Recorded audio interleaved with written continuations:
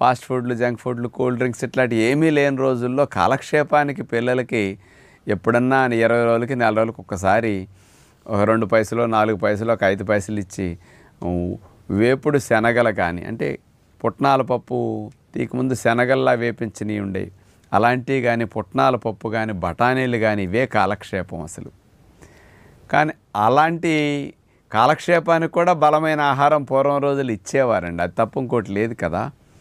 కానీ ఈ రోజుల్లో వేపుడు శనగపప్పు గ్యాస్ వస్తుందని చాలామంది తింటాం మానేస్తూ ఉంటారు, పట్టుబ్బుతుంది, గ్యాస్ వస్తుందని. మరి వేపుడు శనగపప్పు సామాన్యులకి బలమైన ఆహారం, తక్కువ ఖర్చులు ఎక్కువ ప్రోటీన్ ఇచ్చే ఆహారం, చాలా చాలా మంచి ఐరన్ కంటెంట్ ఉన్న ఆహారం. అందుకని ఈ 3 లాభాలు అతి ముఖ్యంగా పుట్నాల పప్పులో ఉన్నాయి కాబట్టి పేదవారికి తక్కువ ఖర్చులో మంచి ఆహారాన్ని తింటాం